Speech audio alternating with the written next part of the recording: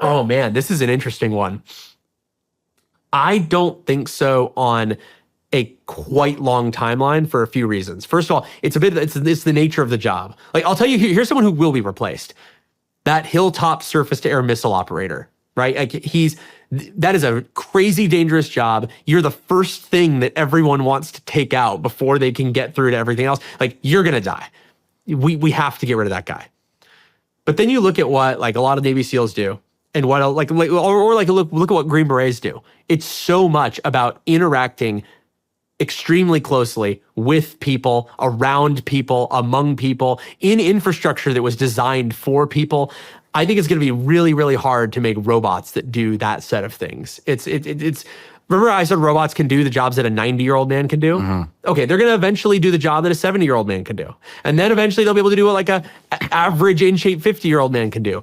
To build humanoid robots that can do what a Navy SEAL in the prime of his life, probably secretly roided out, like that's a really high bar for a robot to hit, especially when it comes to his ability to break the rules or make a decision that wasn't programmed or decide that he's going to do something that a robot's just never going to do. My intuition here is like that's going to be the last job to be figured out. Or worse, maybe you can buy stuff from Anduril that's a tenth of the price of the stuff that you've been buying from the other guys. We are, as taxpayers, paying way too much for everything. I mean, when you were in, you probably had to pay government prices for various things. Like you're familiar with like companies will literally charge the government a different price than they charge civilians. And I know technically they're not allowed to charge government more, but they have like the government version, right? And it's like the special government paint. Like, oh yeah, the special government paint version of this like optic that's going on this rifle, it's gonna be $4,500. Meanwhile, as a civilian, you can go buy something for $500 that is just as good.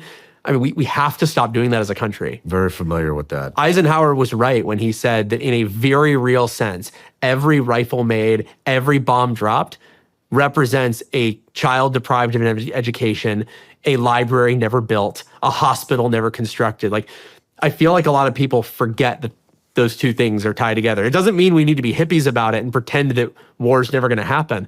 But we need to be spending the right amount on these things. We cannot treat it as, right now, it's almost like you can't question it because you can't question, like if you question defense spending, you're questioning the existence of the military. And I made it so that whenever I even barely start to flex a muscle up here in my face, it sends a signal wirelessly to a patch I have on my arm that fully fires this tendon and makes me pull my trigger finger.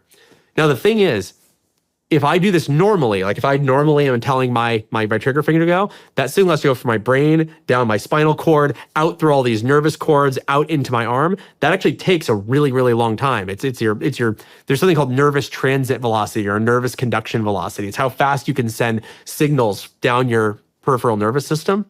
By building a bypass for it, I can make it where I can actually, if I want to pull the trigger on my gun, I can flex that muscle on my head, which is much closer to my brain, therefore a much, much shorter pathway. And I can actually shave a ton of latency off the delay between when I see something, when I pull my trigger. All of a sudden, I've now reduced effectively, because you're familiar with like lock time in a firearm. It's like lock time is the time between when you pull a trigger and when the round is actually going. And different, if you have like a really heavy hammer, you're gonna have a higher lock time.